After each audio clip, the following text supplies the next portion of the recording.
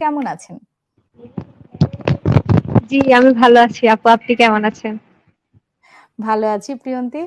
আম স্নাতক শেষ বর্ষে আ পৌঁছে গেছেন। আর কিছুদিন পরেই স্নাতক পর্যায়ে শেষ হচ্ছে।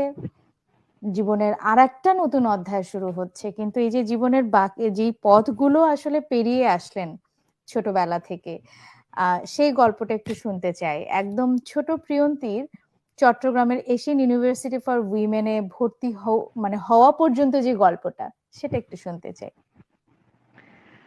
আমি চট্টগ্রামে এশিয়ান ইউনিভার্সিটি উইমেন সম্পর্কে আসলে ওভাবে জানা ছিল না। যেহেতু আমি গ্রামে বড় হয়ে একটা ওঠা মেয়ে, হাতে ওভাবে কোনো ইন্টারনেট অ্যাক্সেস বা ওরকম কোনো ছিল না কিছুই।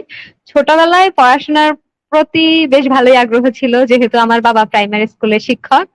আমার বাবা সবসময় আমাকে মোটিভেট করতো। দেন আমার মাও অবশ্যই সবসময় চাইতো আমি যেন পড়াশোনা ভালোভাবে করি, ভালো কিছু অর্জন করি। তো প্রাইমারি এডুকেশন বাবার সাথে ভালোভাবেই কেটে গেছে। ইভেন হাই স্কুলও গ্রামেই কেটেছে। হাই স্কুলে যখন আমি ভালো গ্রেড করলাম এসএসসি তে, তখন আমি বৃত্তি পেয়েছি। সরকারি বৃত্তি পাওয়ার পরে আমি আমাদের নোয়াখালীর গভর্নমেন্ট কলেজে, সেখানে আমাদের টাউনে আমি পড়াশোনা করতে যাই এইচএসসি লেভেল।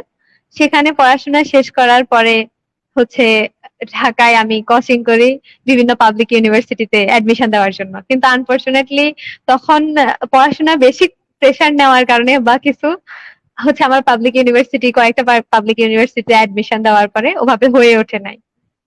দেন আমি প্রথম আলোর এই যে স্কলারশিপ সম্পর্কে জানতে পারি। এশিয়ান ইউনিভার্সিটিতে অ্যাপ্লাই করা হয়, দেন এখানে হয় এবং লাইফ অন্যরকম হয়ে যায় আর কি। এরপর থেকে জার্নি আর আগের জার্নিটা পুরাই অন্যরকম ছিল।